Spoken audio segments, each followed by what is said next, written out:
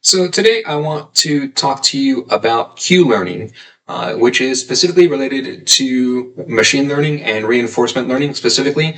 And then so if you've heard of Q star, anything around that, that's exactly what Q learning is related to. And we'll get into exactly what Q star is, better known as DQN, and kind of break down and demystify that as well. So essentially, overall, what you're looking at here is both on the screen right now, both the equation for Q learning, as well as Q learning in action. And then so we're watching a algorithm learn Pong right now via Q learning. And then so mathematically speaking, what Q is you assign Q as the value for that's the reward value for an agent in an environment. Essentially, the best way to think about this and to structure this is what Q learning does is it creates rules for an environment for the agent, and then it creates a soft reward mechanism, and then it has the agent explore based off of that soft reward and those rules. And then so it creates an environment, like an artificial environment. And if you've watched any of my other videos, I've been playing around with these types of concepts, specifically with regards towards Monte Carlo simulations and Gaussian probability. Q-learning is essentially kind of that same type of concept, right? Think of it like it creates an imaginary box. And then so in this instance, our imaginary box is Pong. And then within this imaginary box, there's this agent that exists, and then this algorithm, this mathematical equation that we put in the box, and then we tell this mathematical equation that it will get rewarded every single time that it either scores a point, or it can or if it can hit the ball with the paddle. And then in this instance, I've also given the agent a little bit more instructions as well, but that's essentially what happens and as we go through here. And that's really all Q learning is, right? On a non-mathematical level, let me break this down into the simplest terms that I possibly can as to what is going on here. So with regards towards the Q learning and Q equation, with regards towards reinforcement learning, think of it like we're giving the agent a Pokedex, right? And this is Pokemon. And then so we drop the agent into this Pokemon world. And then this Pokemon world is Pong. And then it starts off in this Pong Pokemon world with a blank Pokedex. And then every move that it makes, it updates the Pokedex. Now you can see that it's moving its paddle, it's losing points, it's getting beaten 20-0. All of these things are getting inputted as data into its Pokedex. And then so enough of this data gets into the Pokedex. I'm talking hours and hours, like 30 hours of data into the Pokedex. And then all of a sudden it becomes useful data for the model, and it can go back and it starts relying more and more on the Pokédex as it accumulates more and more information, and it's diary, right? Like it learns more and more about the environment, and then so whatever it is that it's learning and that reward structure and everything around it, all of the rules around it, that's Q. And then that's what so this is a programmable algorithm up front, right? It has to be programmed up front for every single task that you're doing. So when we're talking about like the limitations of Q learning and the Q algorithm, one of the big ones up front is that one is it has to be programmed, right?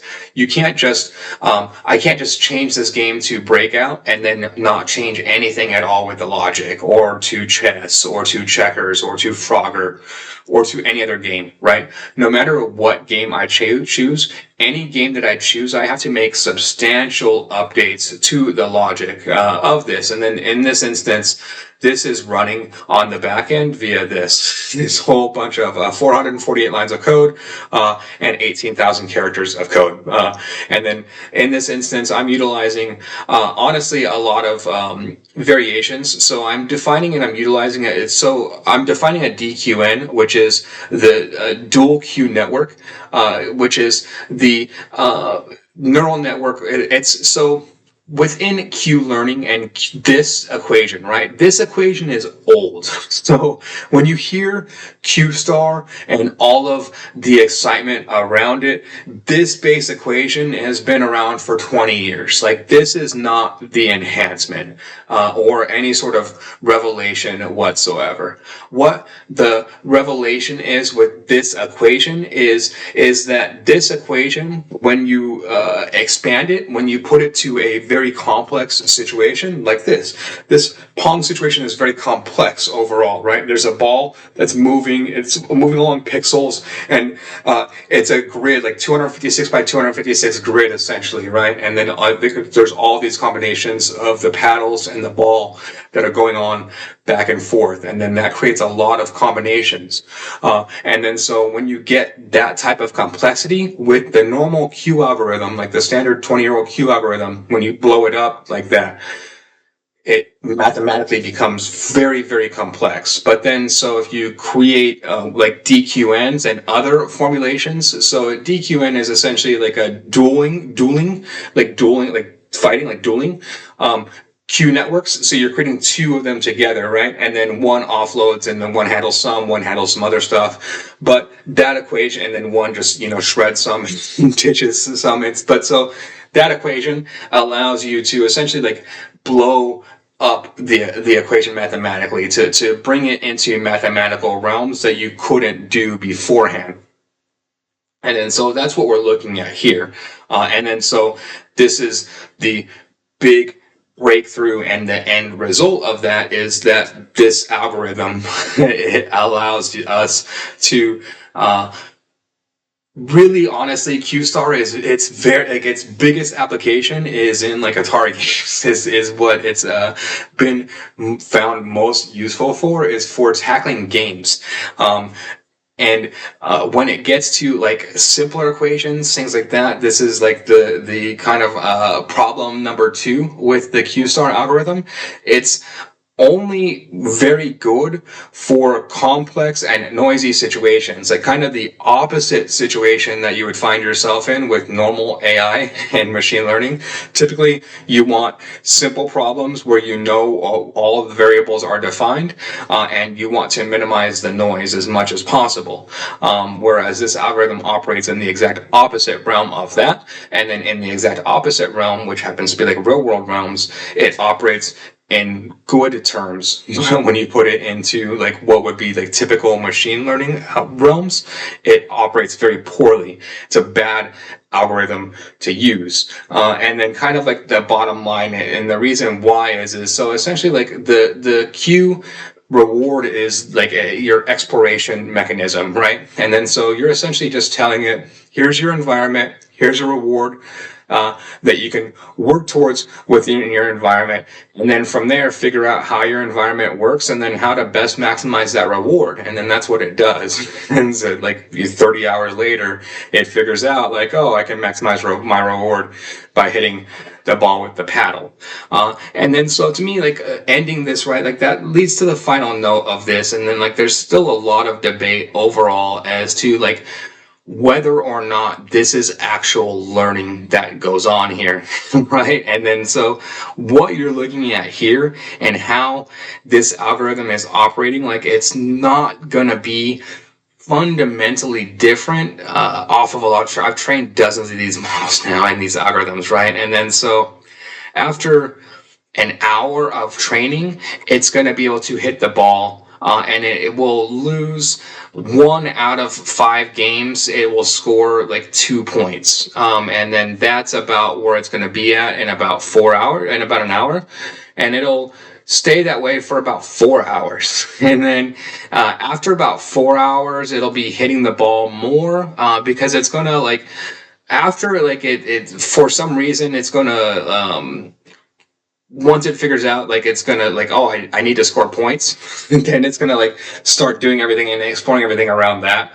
Like it takes about 4 hours to figure out, oh, I can get rewarded by scoring points, because it doesn't score any points for about 4 hours, right? And then so that's kind of a big thing within it. But so bottom line is that it's not efficient overall learning, and is it really learning if it's just going through repetition like 1,000 times over and over again? And that's an argument, right? And then, so there's arguments on both sides of this. Again, if you train this and then if we let this go and then we looked at this 30 hours from now, this would be it would be an advanced human in Pong right now, right? Like it would be pretty cool to watch and to look at and to iterate. But again, that would be 30 straight hours.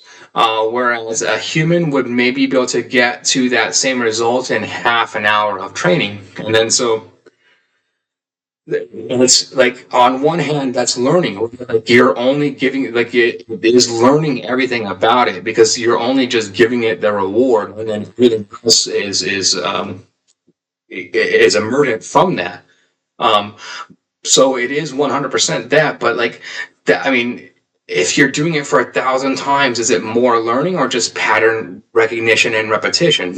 And that's kind of what it boils down to, like muscle memory, right? Like if I and I've experienced this with like especially with like martial arts training and like wrestling and things like that, right? Like you go through like practice repetition, like you'll practice and you'll do repetition of things like 10,000 times, 15,000 times, and then I consider that learning because it's you just essentially put it into the back of your mind, right? And it's just muscle memory at that point is kind of what you're doing, and then so that's really what we're trying. Like rather than training neurons, we're training like on muscle memory, and then so do you consider that learning? Yes or no? That really kind of defines where you are in this camp overall. But hopefully this gives you an overall simplified explanation of Q learning, Q star, TQN, everything around it that you hear. You hear a lot of this terminology